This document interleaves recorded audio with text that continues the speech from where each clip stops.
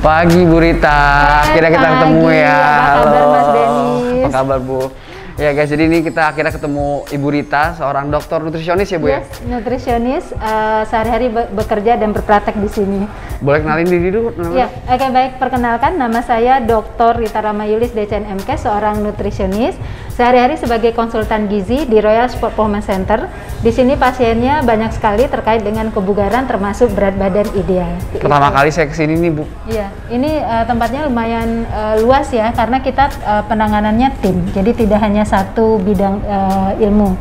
Jadi ada spesialis kedokteran olahraga, ada akupuntur, ortopedi, dan banyak yang lain. Ada fisioterapi, ada nurse. Jadi semua penanganan untuk performa atlet, performa orang-orang yang ingin bugar, itu kita tangani di sini. Boleh kita keliling-keliling kali ya, sambil jalan-jalan? Oke, boleh. Ini tempat silakan. apa nih Bu yang sebelah sini? Nah, ini praktek dokter spesialis kedokteran olahraga.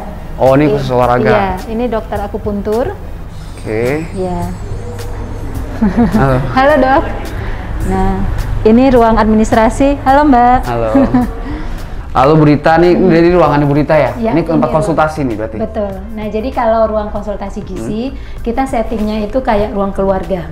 Karena nanti kan ada asuhan gizi yang sifatnya itu mempengaruhi mereka untuk merubah perilaku makan. Nah, itu kan pendekatannya masih pendekatan keluarga ya. Makanya ada sofa di situ kan. Terus ada yang resmi seperti ini. Kadang-kadang di situ kita taruh nanti display makanan-makanan food model gitu. Sampai dibikin segitunya berarti ya Bu ya? Iya, karena ini kan masalahnya pola makan ya. Pola makan itu kan perilaku.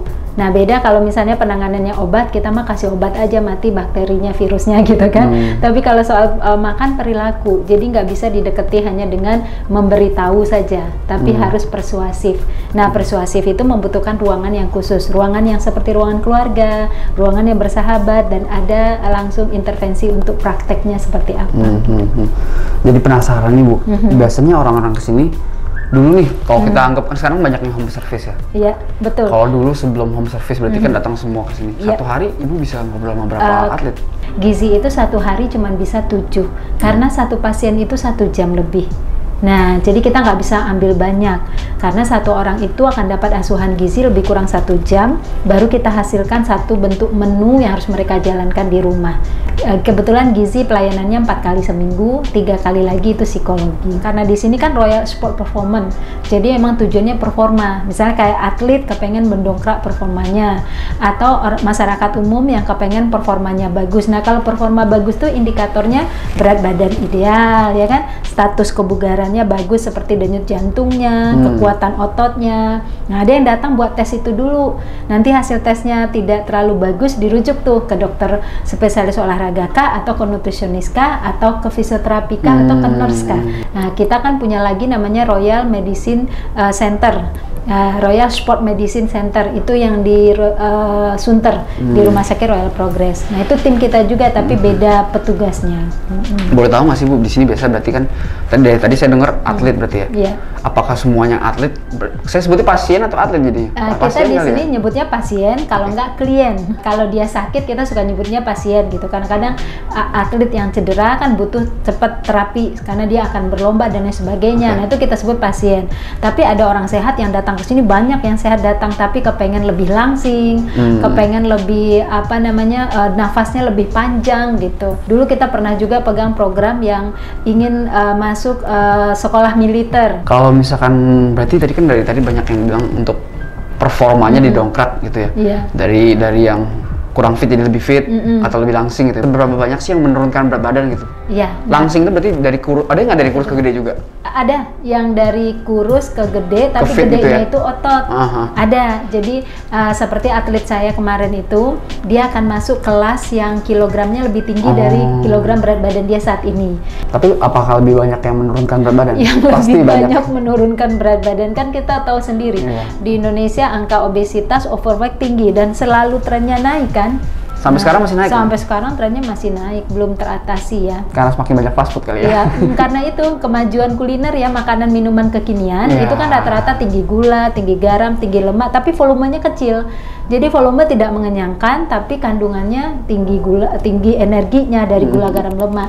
Nah itu kan yang dimakan anak-anak kita sekarang. Nah yang datang ke sini nggak hanya ibu-ibu, anak remaja banyak sekali. Kan anak-anak sekarang banyak yang gemuk. Nah jadi kemudian ibunya sudah khawatir, apalagi work from home sekarang makin meningkat yang gemuk banyak banget, betul. Banyak sekali. Jadi rata-rata pasien saya sekarang ini adalah yang menurunkan berat badan karena akibat dari work from home ini tadi. Nah, terus anak-anak SD juga banyak sekarang yang udah gemuk, itu pun dibawa ke sini juga. Nah, ada satu lagi yang menarik. Yang pencapaian tinggi badannya kurang maksimal, mereka bawa ke sini juga. Jadi ada yang harusnya tinggi badannya itu di usia 11 tahun misalnya harusnya sudah 164 cm. Dia baru 160 padahal genetiknya ada, papa mamanya lumayan tinggi. Nah, itu dibawa ke sini. Kita program, itu programnya panjang. Jadi indikator keberhasilannya 6 bulan. Tapi kalau berat badan 21 hari udah indikator keberhasilan udah dapat kita lihat. Berapa persen keberhasilan mereka? Kalau di sini 100% saya sebut, nggak berhasil. Ya, semua berhasil, kecuali nanti setelah itu dia kemudian misalnya bertugas keluar gitu ya. Yang kita nggak bisa track.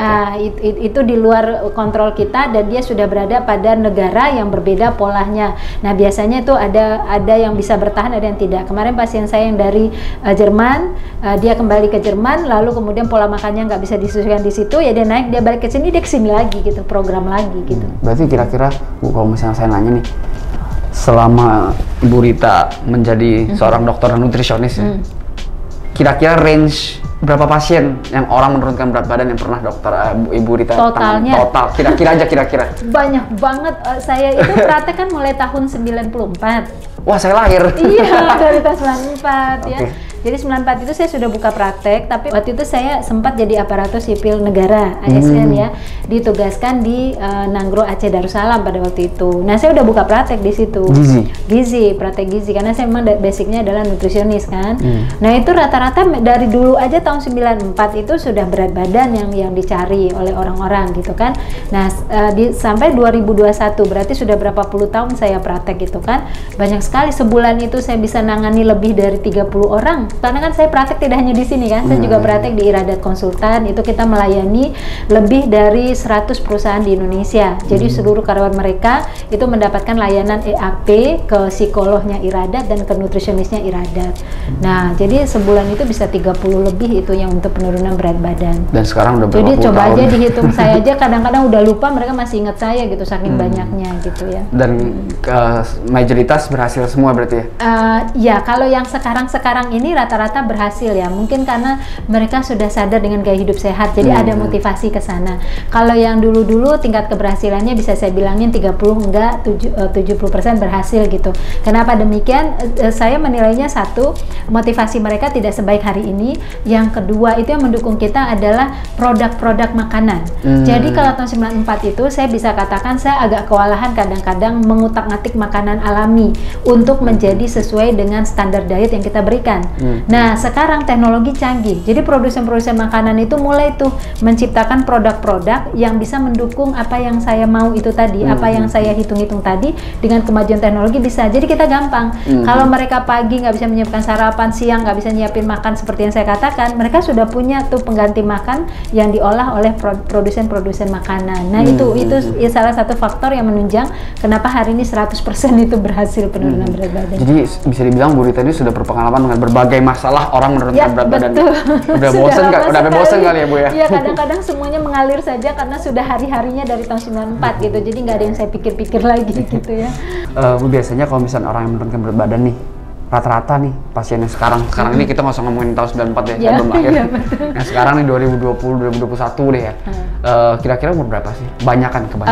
Variasi sekali memang. Jadi saya menangani anak-anak ada, yang bulan ini aja yang saya ingat tuh kelas 5 SD ada, yang SMA ada, kemudian yang ibu-ibu muda usia 25 sampai 35 ada, yang di atas 45 juga ada. Jadi sangat beragam. Ini menunjukkan bahwa kelebihan berat badan pada orang Indonesia itu terjadi pada semua kelompok umur. Nah itu, jadi semua kelompok usia saya Tapi paling banyak nih. Kalau kita hitung-hitung semuanya mungkin yang lebih banyak 45 tahun ke atas ya, karena memang 45 tahun ke atas itu secara hormonal dia juga berkontribusi terhadap kenaikan berat badan ya, dan mereka juga mungkin merasa lebih lebih merasakan nggak nyaman dibandingkan anak-anak muda. Kalau gemuk dia masih nyaman aja gitu kan. Tapi anak muda juga banyak kan berarti? Banyak. Dan banyak kan cowok atau cewek? Banyakan perempuan. Sudah saya tebak. Iya, banyakan perempuan. Biasa mereka keluhannya apa sih? Kenapa mereka bisa overweight atau obesitas ya sebutannya? Keluhan yang disampaikan ke Bu Rita tuh dia ngomongnya apa sih? Iya, jadi paling banyak itu yang pertama itu mereka gemuk itu karena tidak bisa mengolah makanan di rumah, sehingga mereka mengandalkan makanan di luar rumah. Sementara makanan di luar rumah mereka nggak punya kemampuan memodifikasi karena sudah paketan. Nah, itu salah satu pencetus kenapa kemudian terjadi ketidakseimbangan energi yang masuk gitu. Itu keluhan mereka seperti itu. Kami selalu mendapatkan makanan dari luar yang gizinya tidak seimbang begitu. Nah, yang kedua keluhannya lagi itu biasanya banyak terjadi kurangnya aktivitas karena selama work from home itu banyak gerakan-gerakan yang mereka nggak lakukan gitu. Itu juga karena mulai terbatasnya gerakan. Nah, itu dua hal terbesar. Nah, ada yang ketiga juga banyak juga ini saya temui itu karena pasca melahirkan ya. Jadi tiga teratas alasan mereka kenapa kok bisa jadi gemuk. Nah, biasa kan kalau saya juga di bidang healthy industry juga udah lumayan. Nah, saya juga tahu bahwa banyak banget teori di internet yang cara dietnya begini-begini A, B, C, diet mayo, diet keto segala macam, tapi di setiap internet pun ada pro and cons. Betul. Nah, pasti kan kalau orang-orang awam mungkin kayak kita atau yang bukan bergelar dokter atau belum orang yang belum pernah mempelajarinya pasti pusing kan Bu ya. Belajar yang mana. Nah, menurut Ibu Rita tuh diet yang baik yang benar tuh kayak gimana sih maksudnya? Nah, jadi kalau diet penurunan berat badan itu yang benar harus memenuhi beberapa persyaratan. Yang pertama adalah defisit kalori, itu pasti karena defisit kalori lah yang membuat terjadi keseimbangan negatif, keseimbangan energi yang negatif dalam tubuh, terjadilah proses pembakaran lemak. Tapi ketika defisit energi, kita harus tingkatkan proteinnya. Jadi asupan protein harus lebih tinggi dari yang biasa dia makan. Kenapa demikian? Karena protein yang tinggi inilah yang akan menyelamatkan massa ototnya, dan otot adalah mesin pembakar lemak kan gitu. Nah, yang ketiga serat. Serat ini tujuannya adalah memberi rasa kenyang lebih lama, dan serat juga yang akan membuang kelebihan-kelebihan lemak dalam tubuhnya. Jadi ini menjadi penting. Nah, kemudian yang tidak kalah pentingnya adalah asam lemak esensial. Karena pada orang-orang yang gemuk itu pada umumnya persendian mereka sudah mengalami peradangan-peradangan. Nah, itu harus kita beneri dengan makanan dietnya tadi. Jadi asam lemak esensial pun selalu masuk dalam salah satu dietnya mereka itu. Nah, terakhir itu yang kita perhatikan adalah antioksidan atau vitamin dan mineral. Kenapa demikian? Lagi-lagi adalah untuk membantu proses regenerasi sel-sel mereka yang telah mengalami peradangan akibat menumpuknya lemak non esensial di dalam tubuhnya. Nah, 5 hal inilah yang harus kita perhatikan asupannya pada orang-orang yang dia penurunan berat badan sehingga metabolismenya membaik, bonusnya langsing dan itu akan bertahan lama. Tapi kalau dia diet yang orientasinya hanya defisit kalori tanpa mempertimbangkan zat yang lain, itu pada umumnya hanya bertahan untuk jangka waktu pendek dan biasanya juga ada efek sampingnya. Kadang-kadang setelah itu seseorang mengalami kondisi di mana dia gangguan-gangguan pada organ tertentu, keseimbangan asam basa dan lain sebagainya. Terus jadi gini Bu, kalau misalkan saya pernah baca kayak diet mayo, diet keto, diet dan sebagainya itu memang ujung-ujungnya tetap hitung kalori berarti ya? Iya, harus defisit ya? Defisit kalori. Jadi diet keto walaupun dia orientasi lemak, setelah kita totalin dari pagi sampai malam makanannya itu cuma 800 kalori, tapi dia fokusnya ke lemak. Kalau kalori totalnya tetap 800 kalori. Nggak akan mungkin tubuh mengalami proses pembakaran lemak ketika kalori tidak defisit. Jadi apapun nama diet yang hari ini beredar, pasti ujung-ujungnya mereka defisit kalori. Cuman dengan cara yang berbeda-beda. Karena kan di dalam zat gizi kita ada 3 zat yang menghasilkan energi ya kan. Ada karbohidrat, ada protein, ada lemak. Nah, mereka bermain di antara 3 ini gitu. Bu Rita biasa pasien-pasien atau kliennya Bu Rita itu biasa dia kan kontrol nafsu makan atau gimana sih? Yang susah? Jadi kesulitan saya selama ini ketika menangani pasien yang menurunkan berat badan gitu ya, adalah pada saat saya memberikan intervensi makanan sehari-hari, itu kan mereka harus punya ekstra waktu untuk bisa mengolah, memadu padankan makanan itu sehingga sesuai dengan prinsip dietnya bahwa kalorinya rendah, proteinnya harus tinggi, seratnya harus tinggi, antioksidannya ada, dan kemudian juga vitamin mineralnya cukup kan gitu syaratnya ya. Nah, itu kadang-kadang mereka kesulitan. Alasan mereka adalah ya nggak sempat, ya sulit memasaknya, nggak mampu dan lain sebagainya. Sehingga pada saat itu saya pasti akan mencoba mencari alternatif lain gitu. Memang di gizi sendiri kita mengenal bahwa dalam diet yang benar itu kita menggunakan makanan sehari-hari dan kemudian plus fortification food. Jadi makanan fortifikasi dan functional food, makanan yang bernilai fungsional tertentu. Itu kita bantu. Nah, akhirnya kita akan berikan alternatif itu ya. Nah, kalau kita boleh sebut itu istilahnya di kitanya adalah meal replacement. Nah, kita nggak pernah langsung ke suplementasi, karena kalau suplementasi itu kelemahannya dia hanya mengandung 1-2 zat. Tapi kalau meal replacement dia bisa menggantikan makan kita dalam 1 hari. Jadi sangat praktis, gizinya semua sudah terpenuhi. Nah, itu sangat membantu klien kita dalam mencapai program keberhasilan penurunan berat badan. Jadi pengganti makanan atau meal replacement itu boleh, Bu? Oh, sangat dibolehkan. Jadi memang seperti yang saya katakan, kita itu punya piramida tahapan penanganan pasien ya. Jadi piramida itu yang pertama adalah kita utak-atik pola makan sehari, kemudian kita cukupi dengan fortification food, kemudian fortification itu makanan yang difortifikasi zat tertentu. Contohnya, misalnya kita memberikan susu kepada klien kita. Di susu itu kandungan proteinnya 7 gram, kalsiumnya 150, tapi dia harusnya mendapatkan kalsium sampai 300 sekali minum. Nah, kita harus cari susu yang difortifikasi kalsium, yang ditambahkan kalsium ke dalam. Misalnya seperti makanan vegetarian, kita ingin makan rumput laut untuk mendapatkan kalsiumnya lebih tinggi. Di rumput laut cuma ada sekian miligram. Nah, ada yang rumput laut yang telah difortifikasi, ditambahkan lagi kalsium ke dalam. Nah, itu fortification food. Itu sangat andalan kita untuk memberikan alternatif pemenuhan kebutuhan gizi pada klien kita.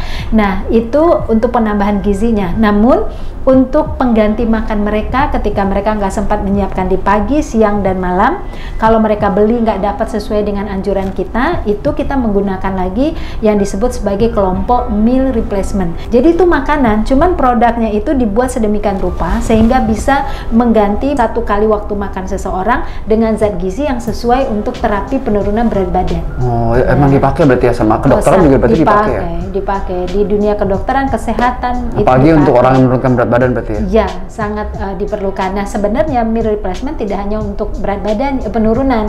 Untuk orang-orang yang pengen gemuk pun kita punya meal replacementnya. Jadi untuk orang-orang penyakit diabetes juga ada meal replacementnya. Jadi itu pengganti makan yang sekali dimakan itu sudah semua zat gizi yang dibutuhkan untuk terapi yang dia mau itu terpenuhi. Keuntungan yang kita dapatkan dengan meal replacement karena itu teknologi canggih ya. Saya katakan itu emang teknologi, berbicaranya teknologi. Jadi dia sangat mampu mengutak-ngatik suatu makanan sehingga di situ kita dapatkan zat gizi yang benar-benar bernilai fungsional. Zat gizi bernilai fungsional itu zat gizi yang kalau masuk ke tubuh kita itu memberikan fungsi yang nyata gitu ya. Kalau dari makanan masih ada interaksi-interaksi dengan zat gizi lain. Saya berikan contoh. Kita makan kedelai, kita mau dapatkan proteinnya, tapi kita juga akan dapatkan nanti anti nutrisinya. Jadi di kedelai itu ada anti nutrisi namanya. Tapi kalau dia kemudian dibuat menjadi functional food, anti nutrisi itu udah nggak ada di dianya. Jadi seluruh zat gizi itu siap untuk diserap ke dalam tubuh seseorang. Teknologi ya. Pantas di tahun 94 nggak berhasil. Makanya saya katakan tadi di tahun 94 itu nggak 100% keberhasilan saya menurunkan berat badan klien. Tapi hari ini saya bilang 100%. Karena teknologi berarti ya? Karena teknologi sangat membantu. Salah satunya berarti meal replacement gitu ya? Betul, meal replacement bagian berarti dari salah bener satu ya? teknologi. Ini saya beneran nanya sih. Jadi emang jadi dulu itu di tahun ya 2000 awal 94 gitu ya, nggak semuanya pasien Ibu Rita berhasil karena pengganti makanan atau Ibu Rita sendiri juga susah untuk utak-atik makanan tersebut ya? Ya, memang kelemahan kita dalam utak-atik makanan itu kan tidak ada yang mengandung satu zat gizi. Semua makanan pasti punya zat gizi dan punya zat-zat anti nutrisi yang terkandung juga di dalamnya. Nah, interaksi ini yang nggak bisa kadang-kadang kita penuhi ketika kita hanya bermain dari makanan segar saja. Nah, disitulah kita akan membutuhkan teknologi makanan. Makanya kan ilmu teknologi pangan sangat berkembang ya.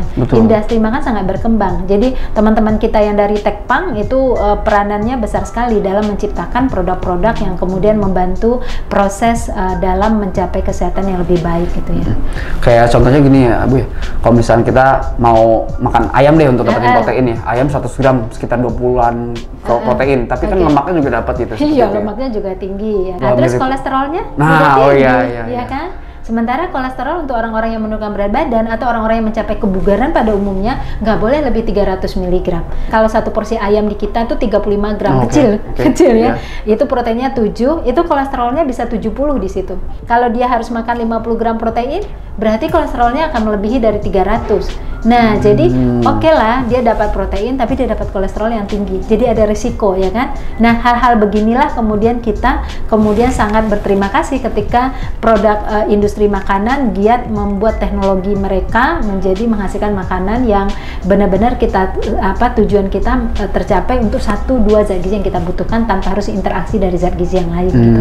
Maksudnya berarti ibu tuh nggak bisa pilih, oh gue mau proteinnya aja nih dari sini gitu, Iya, nggak bisa. bisa. Kolesterol Sulit, jadi ya? masukin nggak dari makanan dari tahun 94 belum bisa Iya, begitu ya. Berarti belum sekarang bisa. dengan adanya meal replacement ya Bu ya. Betul. Nah kebetulan kan saya juga ada produk meal replacement Bu, namanya Flame Meal ini. Berarti memang makanan-makanan pengganti ini memang sangat-sangat dibutuhkan berarti Bu. Betul, meal replacement sangat membantu untuk proses pemenuhan kebutuhan zat gizi yang sesuai syarat tanpa harus ada interaksi zat lain yang tidak dibutuhkan. Gitu. Nah Bu, kalau misalnya saya baca nutrition facts ya kan tadi kan Ibu bilang tentang kita nggak bisa ambil satu zat doang gitu ya Bu. Iya, betul. Satu zat doang nanti ke bawah kolesterolnya atau satu zat protein atau gram protein nanti ke bawah fatnya segala macam gitu ya.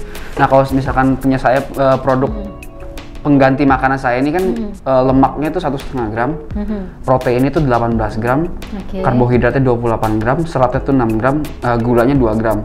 Dan menurut Ibu tuh dengan nutrition facts itu tuh untuk pengganti makanan yang menurunkan betul. badan. Nah, seperti yang saya katakan tadi kan bahwa syarat untuk diet penurunan berat badan adalah defisit kalori. Jadi tadi kalorinya di situ berapa? Kalorinya 190. Nah, kalorinya cuma 190 kilokalori, tapi proteinnya dapat 18 gram. Nah, kalau kita ambil dari makanan, kita ingin menekan ke 190, itu pasti proteinnya juga akan ketekan. Jadi proteinnya juga akan anjlok.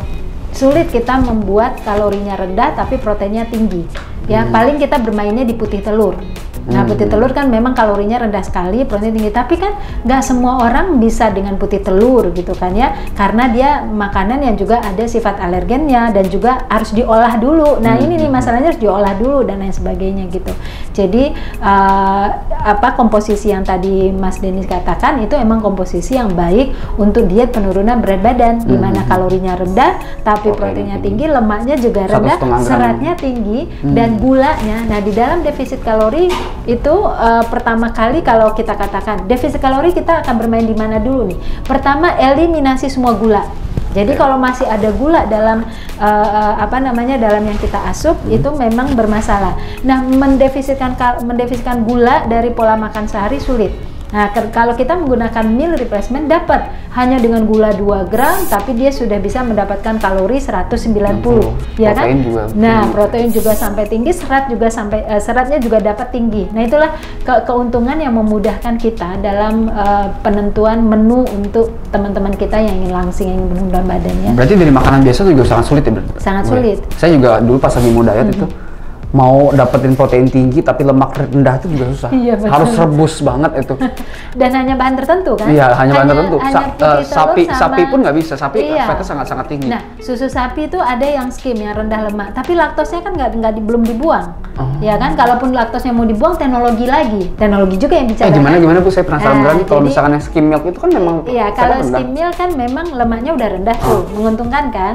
Tetapi kan dia masih ada laktosa. Nah, laktosa itu kan bagian dari karbohidrat yang tidak semua orang bisa terima laktosa, sehingga ada reaksi diare. Anak saya nggak bisa. Nah, itu ya. Nah, hal-hal seperti itu kan harus diatasi dengan teknologi canggih dalam mengatasi hal-hal tersebut yang nggak bisa kita atasi dari makanan sehari-hari gitu. Kelemahan laktosa itu apa aja sih Bu? Laktosa itu berarti dari hanya terdapat hewan. pada susu sapi. Sapi. Pada susu hewan ya, susu sapi, susu kerbau itu memang jenis karbohidratnya namanya laktosa. Nah, laktosa ini unik, dia akan dicerna kalau tubuh seseorang mengandung laktase, enzim laktase. Nah, orang Indonesia pada umumnya memang enzim laktasinya tidak sebagus orang-orang yang dari kecil memang diberikan susu, ya maksudnya makanan utamanya susu sapi gitu ya. Nah, jadi banyak persoalan juga yang muncul. Jadi nggak semua orang bisa terima laktosa dengan baik begitu ya. Saya juga pengen nanya nih, tadi kita mumpung lagi ngomongin laktosa.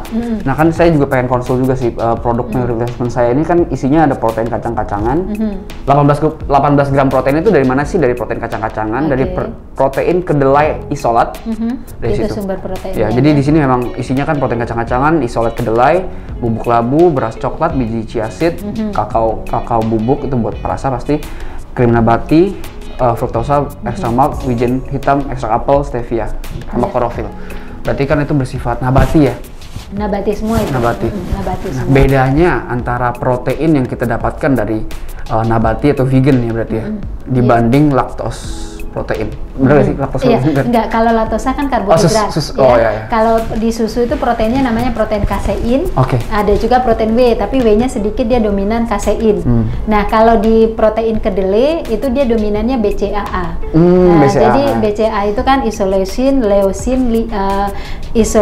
lisin, valin. Nah, BCAA ini kan memang sudah terbukti secara jurnal ilmiah bahwa dia bisa memang membantu pembentukan massa otot, recovery, kerusakan-kerusakan otot. Tadi sebagaimana yang saya katakan, otot bagian dari mesin pembakar lemak dalam tubuh seseorang. Jadi kalau orang ingin menurunkan berat badan, massa ototnya harus kita buat bagus. Nah, jadi itulah keunggulan daripada protein yang ada pada kedelai ya, karena dia mengandung BCAA yang tinggi gitu tadi. Saya baru tahu kalau misalnya kedelai itu mengandung BCAA. Soalnya saya dulu pas lagi gym maniak, saya selalu konsumsi BCAA biar recovery yang dan khusus sebagainya. BCAA-nya. Benar, ya, kapsul BCAA. Kalau kapsul itu tuh jatuhnya udah suplementasi gitu.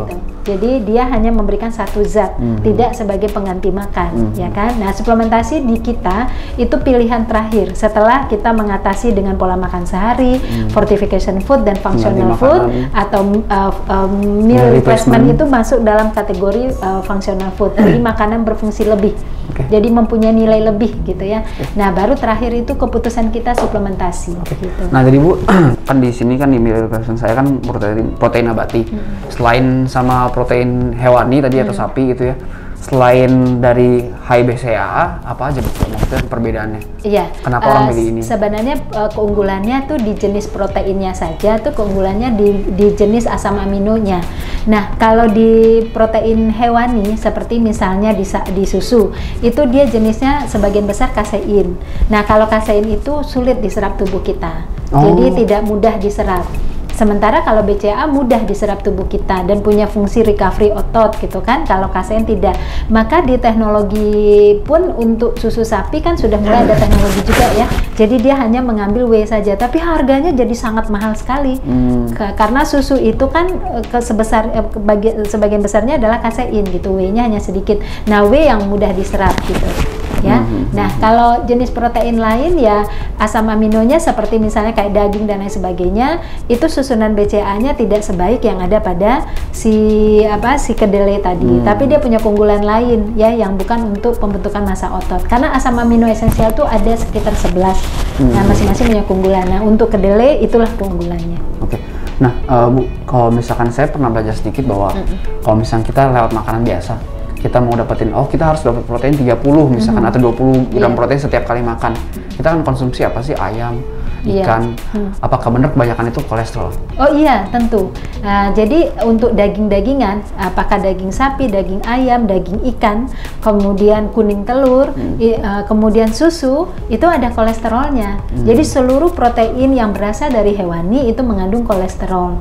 Nah, jadi kalau kita mengambil dari makanan sehari-hari tanpa yang harus diekstrak gitu ya, kita pasti akan dapat kolesterol. Dan seperti yang saya katakan, kolesterol justru memberikan efek samping pada orang-orang yang sedang menurunkan berat badan. Jadi sangat mungkin kalau andalan kita ke protein hewani tadi secara alami tadi, maka resikonya adalah dia bisa turun berat badannya, tapi kolesterolnya nggak bisa kita kontrol kalau kita mengandalkan hanya dari protein hewani. Kecuali protein hewaninya sudah diekstrak juga secara teknologi, itu beda cerita kan ya. Tapi secara normal dari makanan dia mengandung kolesterol. Dan kelemahannya juga protein hewani itu kan nggak ada seratnya. Jadi terpaksa kita mencari serat itu justru dari tambahan sayur dan buah. Akibatnya porsi sayurnya kadang-kadang jadi bulky untuk mencukupi kebutuhan serat yang tidak dibawa oleh si protein hewani tadi. Nah, ketika sayurnya jadi bulky, orang-orang pada nggak sanggup makan gitu. Nah, coba bayangkan kalau kita ganti sama protein nabati, lalu protein nabati itu juga mengandung serat, berarti untuk serat dari sayuran kan nggak perlu bulky, karena di nabatinya udah ada serat, sehingga menjadi layak untuk dimakan, menjadi siap untuk dimakan gitu, mampu makan lah. Kalau yang ini nggak mampu makan jadinya kan, kan keberhasilan itu nggak hanya di atas kertas ya kan, tapi mampu laksana apa enggak gitu. Oh iya, benar-benar.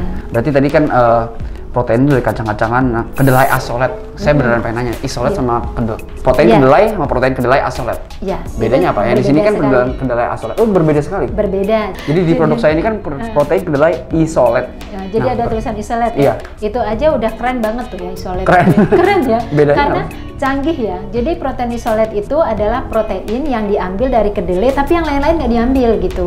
Maksudnya? Jadi kan benar-benar kan sebenarnya di kedelai juga ada karbohidrat ya. Oh. Nah kalau kita ambil karbohidratnya energinya naik dong. Oke. Sementara kita mau defisit kalori. Jadi kalau diambil isolatnya aja karbohidratnya nggak ke bawah. Nah, kalau protein kan menghasilkan kalori nggak tinggi gitu, ya. Jadi kita akhirnya dapet tuh proteinnya tinggi, tapi tidak memberikan kalori yang tinggi. Karena karbohidratnya rendah. Karbohidratnya tidak dimasukkan. Nah, otomatis kalau dia protein isolat, itu zat anti nutrisi yang secara alami ada pada kedelai juga nggak ke bawah. Maka semua zat, semua protein tadi yang dalam bentuk isolat, itu nilai bioavailability-nya. Jadi bioavailability itu nilai cerna, nilai serapnya tinggi sekali. Nah, jadi kita tuh kalau menghitung, oh ini 18 gram, yakinlah hampir 90% akan diserap tubuh. Tapi kalau dia bukan isolat, oh ini 18 gram, belum tentu 18 gram diserap Oh, tubuh. gitu. Oh iya, karena Jadi- kalau isolat itu dia sudah nilai bioavailability-nya tinggi. Jadi sudah ada banyak jurnal yang menjelaskan bahwa protein isolat itu penyerapannya hampir 100%. Dibandingkan yang bukan isolat itu kadang-kadang ada yang di bawah 80%. Kalau di gizi kita selalu menghimbau kalau kita akan membeli produk makanan, itu kita harus membaca dua hal. Pertama yang dibaca tuh ingredient dulu, baru kita baca kemudian Nutrition komposisi gizinya. Itu anjuran kita selalu begitu. Jadi nggak boleh dari komposisi gizi aja, karena bisa saja di komposisi gizi bagus sekali angka-angkanya, tapi basic ingredientnya bukan dari zat yang bagus. Nah, itu akan menjadi pertanyaan kita. Kira-kira benar nggak seperti yang tertulis ini yang akan masuk ke tubuh? Jangan-jangan tertulisnya begini, tapi nggak semuanya masuk ke tubuh. Maka memastikannya cek ingredientnya. Berarti ibu juga sering banget pakai makanan pengganti ya untuk Iya. pasien-pasien ya? Saya anjurkan untuk kondisi ketika dia nggak mampu siapkan gitu. Nah, sementara itu jam makan siang, di dalam prinsip gizi kita selalu katakan kalau itu udah jam makan, nggak boleh nggak makan sama sekali, itu akan merusak metabolisme. Betul. Nah, cara menyiasatinya gimana? Ya yang paling praktis adalah pakai meal replacement supaya metabolik kita tetap berlanjut. Jadi proses sistem reaksi kimia itu selalu positif gitu. Bayangkan kalau kemudian jam 12 kita lewatkan begitu aja, kita nggak makan apa-apa, kemudian baru makan jam 3, udah berbeda tuh polanya dengan yang kita punya, akhirnya mengganggu sistem metabolik kita. Nah, ini harus dijaga. Karena Ibu Rita mau bahas itu, saya pengen bahas satu lagi. Soalnya banyak banget kan, saya juga sebenarnya punya catering diet dan sebagainya kan. Saya juga pernah ngobrol sama orang-orang yang mungkin konsul gimana cara turunin berat badan. Iya. Banyak orang-orang yang mengeluh gitu. Oh, gue udah makan 1 kali doang satu hari. Banyak kan seperti itu. Mungkin iya, makan bener. siang, makan malam nggak makan apa-apa loh. Iya. Itu sebenarnya Nggak turun berat badan. banyak kan, banyak banget ya. Banyak. Nah, bisa jelasin nggak kayak bagian Iya. nutrisi ini maksudnya kenapa kayak gitu? Jadi sesungguhnya kebutuhan energi kita itu 70% adalah untuk kegiatan basal yang kita nggak gerakan, yang kita nggak sadar gitu, kayak jantung bergerak, hati bergerak, ginjal bekerja gitu ya. Itu dia akan memakai energi 70% dari yang kita butuhkan. Misalnya kalau ahli gizi menghitung-hitung kebutuhan seseorang misalnya sehari 1.500, maka 70% itu dipakai oleh organ dalam kita itu. Yang sisanya baru kita pakai ketika kita bergerak itu tadi. Nah, organ basal kita ini unik. Uniknya apa? Kalau dia kemudian tidak diberikan energi dalam waktu yang panjang, dia akan memperlambat diri. Sebenarnya itu respon positif. Dia menghemat penggunaan energi. Sehingga selanjutnya dia tahu kalau pagi ini nggak ada makanan, besok nggak ada makanan, dia hemat pembakaran energi. Itu kita sebut sebagai terjadinya peristiwa penurunan basal metabolisme. Terjadinya peristiwa penurunan kemampuan tubuh membakar energi untuk kegiatan-kegiatan basal kita. Nah, kalau seseorang sudah masuk pada situasi ini, maka suatu ketika dia akan merasa, saya makan dikit aja jadi lemak. Karena apa? Ya karena itu jawabannya tadi, bahwa tubuhnya tidak lagi menggunakan energi dengan maksimal. Sehingga walaupun dia cuma makan 400 kalori, tetap aja tubuhnya nggak akan membakar lemak karena tubuhnya telah melakukan proses penghematan. Makanya saya selalu mengatakan tidak benar kalau kita melewatkan waktu makan. Jadi nggak boleh melewatkan waktu makan pagi, kecuali dalam situasi lagi intermittent fasting yang benar gitu kan, atau kita lagi puasa yang benar, itu dibolehkan. Nggak boleh juga melewatkan waktu makan malam. Tapi yang benar adalah kita tetap makan, tapi komposisinya apa dulu. Nah, yang menarik nih Mas Denis, zat gizi penghasil energi itu ada 3. Ada karbohidrat, ada protein, ada lemak. Nah, untuk mengolah dia, tubuh kita juga mengeluarkan energi. Nah, tahukah bahwa energi yang terbesar digunakan oleh tubuh ketika 3 zat ini masuk adalah ketika protein masuk. Makanya kalau kita bukan karbo ya? Bukan karbo. Jadi makanya kalau orang makan karbo itu cenderung tubuhnya melambat proses pembakaran energi untuk organ dalamnya, ya. Nah, protein itu paling tinggi. Makanya menguntungkan sekali kalau kita justru mengandalkan protein untuk makanan utama kita itu, gitu ya. Jadi jangan sampai dianggap sarapan pagi hanya buah itu sehat, salah.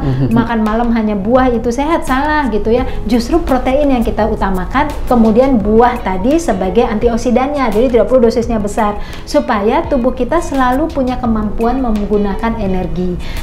Dan waktu saat dia memecah protein pun dia akan memakai energi lebih banyak. Jadi menguntungkan untuk kontrol berat badan kita. Jadi memang ternyata banyak juga pasiennya Ibu Rita yang dia cuma makan 1 kali terus komplain Iya, saking komplainnya itu kadang-kadang lucu juga, dia sampai curhatnya ke saya itu, Bu Rita, saya ngirup oksigen aja jadi lemak, saya minum air putih aja jadi lemak gitu. Saya lihat orang makan doang saya yang gemuk gitu ya. Jangan makan orang lain saya yang gemuk gitu. Saking udah putus asanya gitu ya. Nah, tapi setelah kita jelaskan baru dia ya ampun, jadi kesalahannya di saya. Saya pikir selama ini dengan makan 1 kali malah saya lebih cepat turun berat badannya, ternyata gitu tidak. Ya, nah, disitulah meal replacement itu dibutuhkan. Yang saya katakan, kita jam 12 masih kerjaan, nggak boleh melewatkan waktu makan. Nggak boleh berarti. Nggak boleh, kita harus makan. Walaupun kecuali kita makanan nanti siang gitu, iya, nggak boleh. Jam 3 gitu, nah, akhirnya jam kita berubah kan.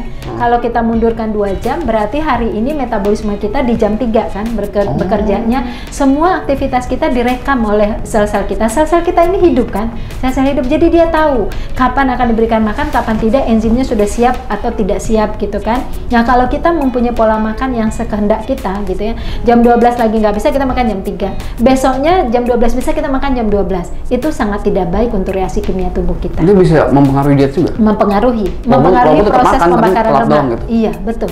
Mempengaruhi, bahkan banyak orang yang justru mengatakan, saya makannya tuh sama Bu Rita, sama-sama 1000 kalori hari ini, besok 1000 kalori juga. Tapi hari ini saya menjadi nggak segar gitu. Ternyata jam makannya bergeser. Tidak sama dengan yang saya benar-benar tahu sih ternyata. Jadi jam dinding itu jam perut kita. Jadi itu harus setara. Jam dinding itu kan ada atas, bawah, kanan, kiri. Nah, itu sebenarnya jam-jam kita mengisi makanan itu. Maka saya katakan metabolik yang baik itu berpedoman pada jam perut dan jam dinding gitu. Jadi walaupun maksudnya, gue tetap makan malam atau tetap makan siang, cuman telat aja gitu, jangan. Iya, nggak boleh. Jam perut kita itu coba lihat, jam 12 pasti perut kita terasa memberikan sinyal akan makan kan. Lalu kita tunda ke jam 3. Padahal jam perut kita dengan jam dinding tuh di jam 12, bukan di jam 3. Nah, itu melanggar jam perut. Nah, akibatnya sistem metabolik kita nggak positif. Nah, sekarang seluruh penyakit hari ini itu berkorelasi dengan metabolik yang kacau. Nah, salah satu yang mengacaukan metabolik adalah jam makan, jenis makanan tuh mengacaukan metabolik kalau tidak tepat memilihnya. Makanya dari situ juga Bu Rita menggunakan meal replacement untuk mereka yang jam makannya juga nggak teratur gitu ya.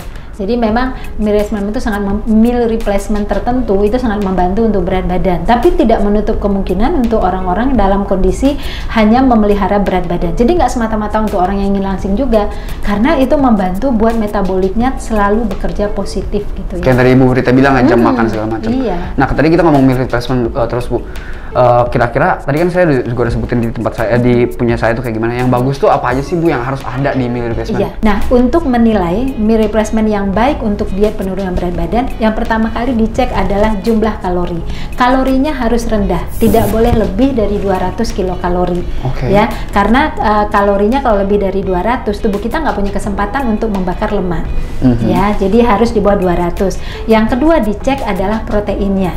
Protein harus tinggi. Nah, sekali makan itu pada umumnya pada kebutuhan kita yang 1500 kilokalori itu 10-15%-nya kan bentuknya adalah protein. Maka kebutuhan kita satu hari itu lebih kurang di antara 50-55 gram protein, bahkan bisa lebih tinggi tergantung kepada apakah kita pakai latihan atau tidak. Nah, kalau kita terjemahkan ke pembagian makan utama, itu lebih kurang kita harus dapatkan minimal 15 gram. Nah, kalau ada yang di atas itu bagus gitu ya. Kalau lebih tinggi lagi rasanya sulit teknologi menemukan itu. Tapi minimal 15 cek itu proteinnya. Jadi 15 gram protein per kali makan untuk meal replacement. Dengan kalori di bawah 200 kilokalori. Itu pertama yang harus kita lihat. Nah, yang kedua baru kita cek kira-kira kalori itu sumbernya dari mana gitu ya. Kalau kita cek ternyata ingredient kalori itu berasal dari gula, itu bukan pilihan yang baik. Karena gula meningkatkan respon insulin. insulin, indeks glikemia tinggi, meningkatkan respon insulin. Insulin kita kalau tertrigger, proses peradangan di tubuh tetap terjadi. Padahal orang gemuk sendiri sudah mengalami proses peradangan, ditambah lagi dengan makanan dietnya, jadi langsingnya dapat, metaboliknya nggak bagus kan? Kalau masih merespon insulin gitu. Jadi nggak jangka panjang? Nggak jangka panjang dan tidak bisa menyelesaikan metabolik, hanya mendapatkan langsing saja. Hidup ini kan bukan untuk langsing, tapi untuk sehat, bonus langsing kan gitu kan. Ya kan? Jadi nggak dapat yang hebatnya gitu, nggak dapat yang sempurnanya kita. Jadi buat apa berat badan kita turun, tapi proses peradangan di tubuh kita tetap terjadi, insulin tetap kita trigger gitu. Itu kan mothernya hormon ya. Jadi dia nggak boleh kita ganggu. Nah, cek gulanya. Kalau memang ingredientnya ternyata kalori itu tidak bersumber dari karbohidrat sederhana, maka itu termasuk pilihan yang bagus. Nah, sorry dok, pas bahas karbohidrat sederhana nih, saya langsung inget mumpung. Ya, gula itu karbohidrat sederhana. Oh gitu. Tulisan sugar di label-label makanan itu karbohidrat sederhana. Tulisannya laktosa itu karbohidrat sederhana. Batasnya untuk meal replacement berapa kalau misalnya gula? Serendah mungkin, tapi nggak mungkin bisa menjadi 0 karena untuk mendapatkan kalori yang di bawah 200 itu kan bersumber juga sebagian dari karbohidrat. Ya kan, yang hasil akhirnya juga akan menghasilkan tenaga kan. Nggak mungkin bisa jadi 0 ya berarti? Nggak mungkin 0, tapi pilihlah yang terendah. Jadi caranya ngebandingin gitu ya, ngebandingin misalnya ini meal replacement dia 10 gram, wah itu nggak bagus, itu gula, sama kita dengan makan 1 sendok makan gula ya kan. Buset. Iya, 1 sendok makan gula kan 10 gram gitu kan. Nah, tapi ada yang 2 gram ya itu jangan bagus, 2 itu kan mendekati 0.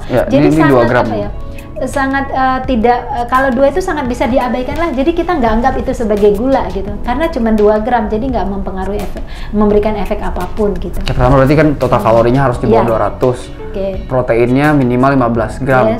Habis itu sumbernya ya gula berarti ya. Gulanya sangat minimal. Gulanya sangat minimal gitu ya. Nah tadi terakhir, yang keempat, serat, karena dia harus memberikan rasa kenyang. Jangan kita minum meal replacement menderita setelah itu. Menderita gimana?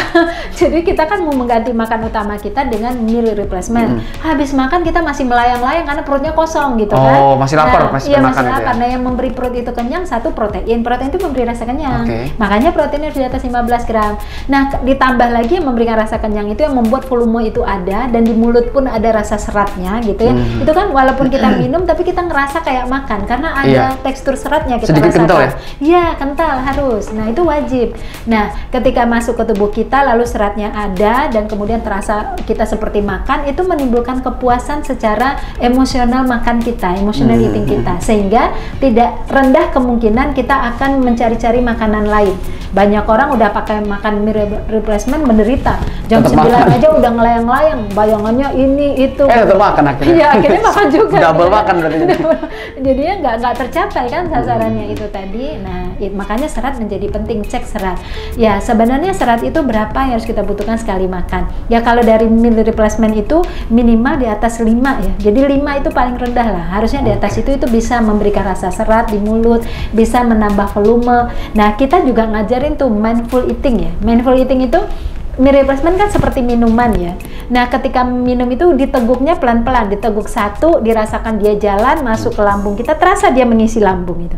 Coba kalau dia nggak pakai serat, nggak terasa dia mengisi lambung. Udah kita rasa-rasa betul nggak terasa juga gitu kan? Jadi kita minum pelan-pelan aja gitu. Iya, harus pelan-pelan, nggak boleh kluk-kluk begitu, nggak boleh. Itu namanya nggak mindful eating ya. Nanti teguk lagi. Nah, berapa teguk dia? Misalnya 3-4 teguk, itu kita udah ngerasa makan. Dengan ada seratnya, dengan mindful eatingnya gitu kita dapat. Nah, rendah resiko untuk kita akan mencari makanan-makanan lain itu tadi.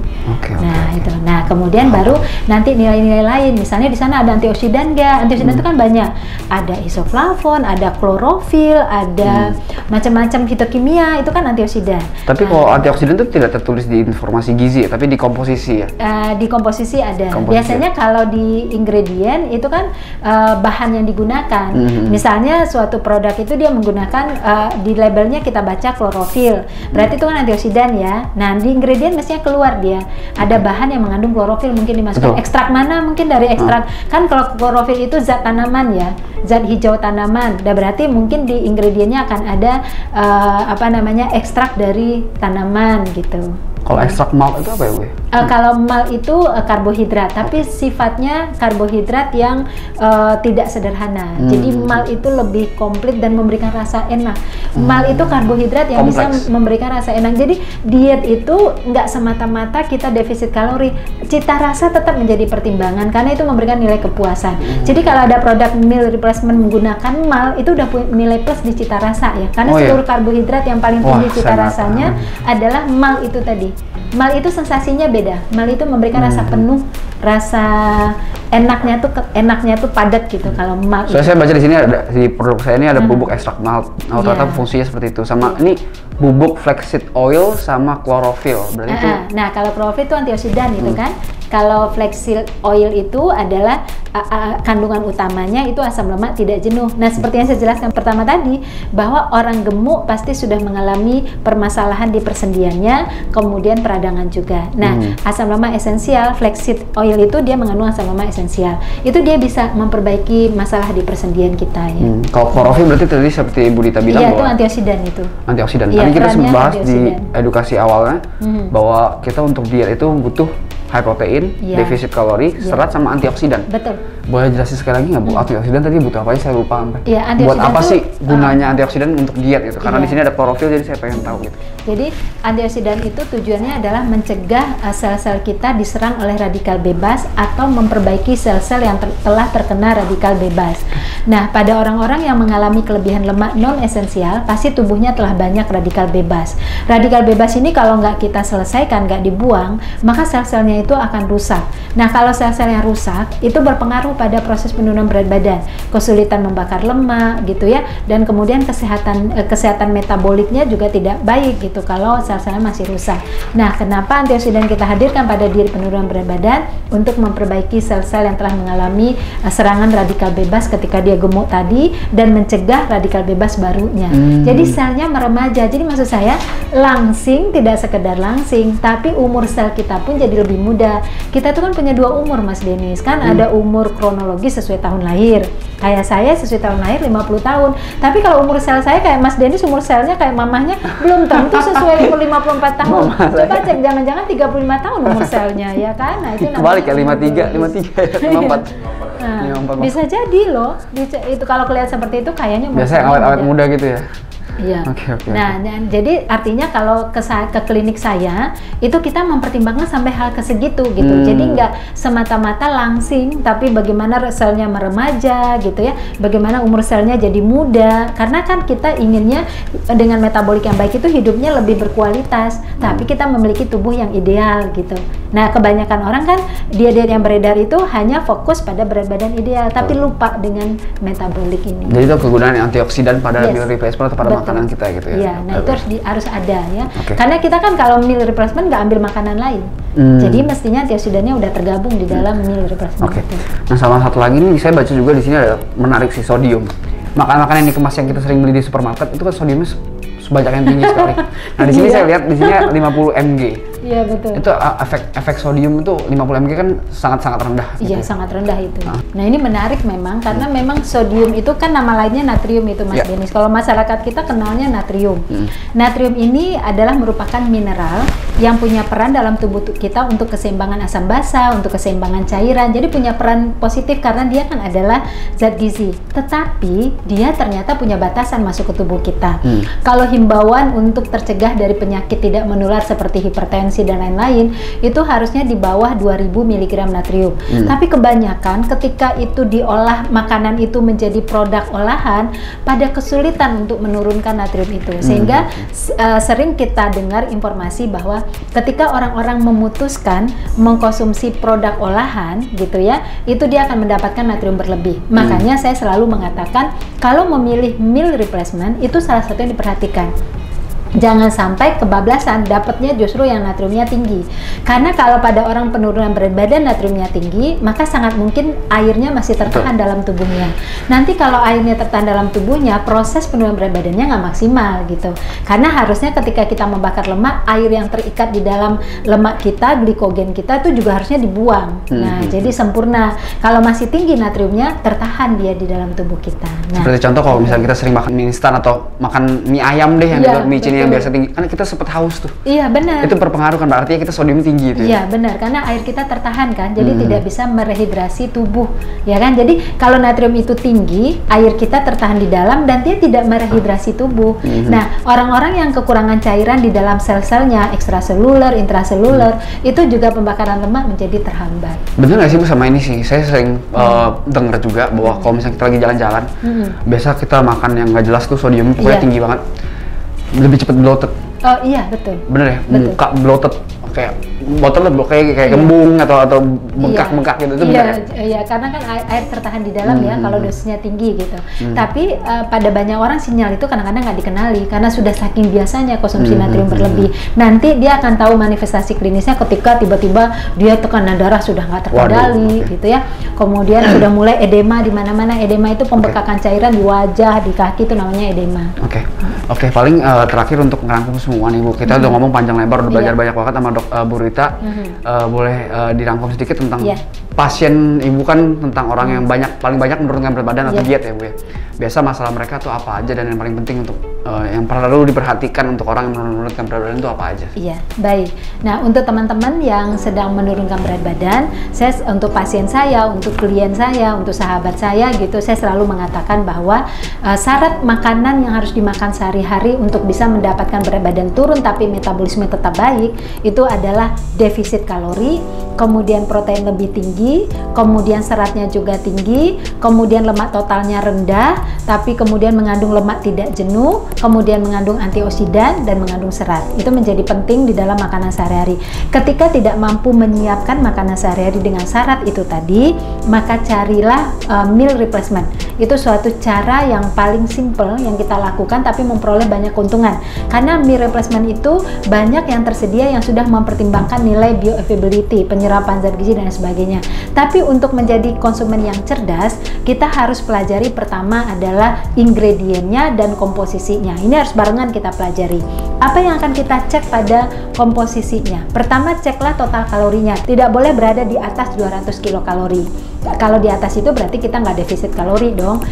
Dan yang kedua, lihat kalori itu bersumber dari mana. Nah, paling baik bersumber adalah dari karbohidrat yang kompleks. Seperti misalnya karbohidrat yang sederhana tapi yang indeks glikemiknya rendah ya. Seperti misalnya dari malt kita lihat, bukan dari sukrosa. Kalau sukrosa itu sederhana dan indeks glikemiknya tinggi. Jadi itu bukan pilihan yang baik. Nah, itu dicek.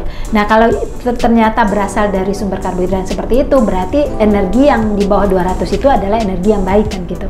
Nah, kemudian cek proteinnya, harus di atas 15 gram. Pastikan tuh protein bersumber dari mana dulu, dilihat di ingredientnya. Carilah ingredient yang menjelaskan ke kita bahwa sumbernya adalah dari protein yang nilai bioavailability-nya tinggi. Seperti misalnya kalau dia tulis isolat, itu berarti sudah menggambarkan bahwa nilai penyerapannya lebih tinggi. Nah, itu dicek. Nah, kemudian yang ketiga, kita harus cek juga adalah kandungan lemak totalnya. Cari yang terendah dan ada lemak tidak jenuhnya. Kalau memang tertulis di situ lemak tidak jenuh, cari ingredientnya. Apakah lemak tidak jenuhnya bersumber dari bahan yang baik, misalnya dari wijen atau dari flaxseed oil gitu ya. Nah, itu kan merupakan sumber yang baik, atau chia seed itu juga asam lemak tidak jenuh yang baik. Nah, selanjutnya cek seratnya. Seratnya harus tinggi, di atas 5 gram sekali konsumsi tadi. Nah, kemudian baru tambahan zat-zat baik lainnya. Zat baiknya apa? Harus mengandung antioksidan gitu ya, dari berbagai bahan fitokimia gitu kan, banyak jenis-jenisnya. Dan kemudian bahan lain yang nggak boleh tinggi adalah zat-zat yang tidak diperlukan oleh tubuh kita yang mengganggu keberhasilan berat badan. Salah satunya natrium. Jadi natrium mesti dicek, nama lainnya sodium.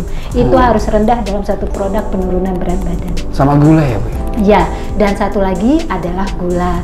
Ya, jadi gula atau karbohidrat sederhana tidak boleh tinggi karena dia akan mengganggu proses penurunan berat badan dan dia memberikan energi yang sangat tinggi dan merangsang insulin kita juga tinggi. Jadi cek gula yang paling terendah untuk diperoleh. Oke, dan teknologi yang membentuk meal replacement itu sangat dibutuhkan sekarang ya Bu? Sangat dibutuhkan sekarang. Untuk mereka yang mungkin harus ikut menjam makan juga kan tadi kan? Iya, jadi meal replacement itu sangat kita perlukan, terutama pada orang-orang yang memang tidak mampu menyiapkan makanan sesuai dengan syarat diet itu tadi. Yang kedua sangat dibutuhkan juga untuk kita-kita yang mempunyai waktu makan itu pendek karena pekerjaan yang sangat deadline gitu ya. Nah, itu dibutuhkan. Dan yang ketiga, kita akan sangat butuhkan ketika kita ingin mendapatkan zat yang punya nilai bioavailability lebih tinggi.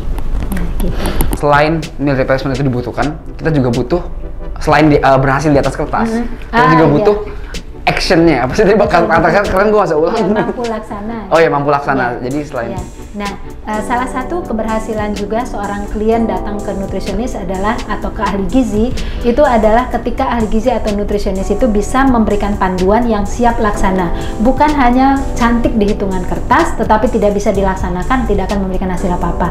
Tetapi cantik di kertas dan itu mampu laksana.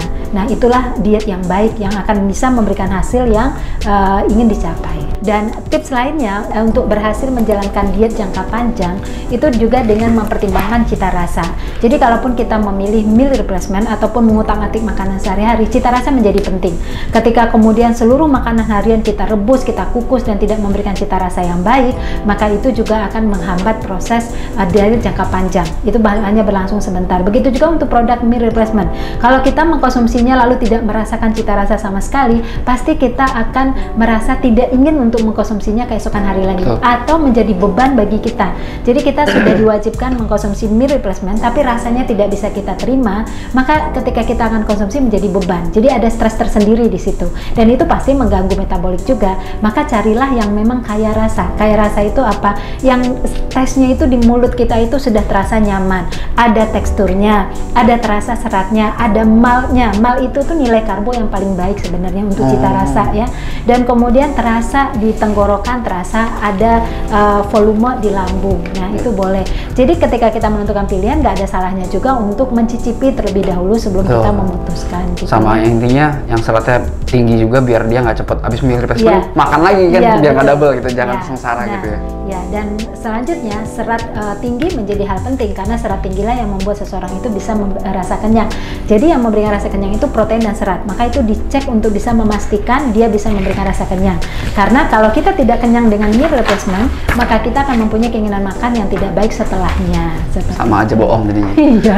Oke, Bu Rita, thank you so much. Udah belajar banyak banget sama Bu Rita. Ya, berarti yang intinya hari ini saya juga udah bisa pelajarin dan konsul sama Bu Rita tentang produk saya ini. Sampai ketemu di lain. Ya, siap. Terima kasih Mas Denis. Wah, ini kerennya. Kita di sini tes kebugaran. Atlet yang pengen tes kebugaran, masyarakat yang pengen tes kebugaran tuh di sini. Nah, kita banyak menangani atlet basket, sehingga kita pasang ring di sini karena nanti tes kebugarannya melempar bola basket juga. Nah, kemudian yang ingin program olahraga untuk pelangsingan, program olahraga untuk kebugaran yang lain, nah ini alat-alatnya lengkap. Nanti yang melakukannya trainer sama fisioterapi. Jadi tim dari trainer dan fisioterapi akan memberikan bentuk latihan yang benar. Jadi semuanya sudah tersertifikasi ya di sini, makanya kita sediakan banyak alat-alat latihan. Di atas apa, Bu? Nah, kalau di atas ini tempat ada kegiatan, ada terapi, misalnya terapi buat kebugaran menggunakan infus. Nah, itu dilakukan di atas, dan juga tempat ganti pakaian ada di atas gitu. Nah, ini ruangannya lengkap sekali. Ini kalau asuhan gizi dengan psikologi kita di kanan ini. Oh, ini gizi. Berarti Bu Rita sini? Iya, saya di sini dengan psikolog, kita beda hari. Karena ada penanganan psikologi juga.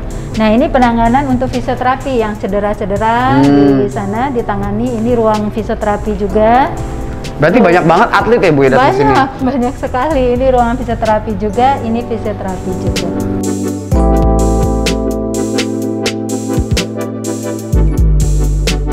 Gantinya makan, Flimilin aja.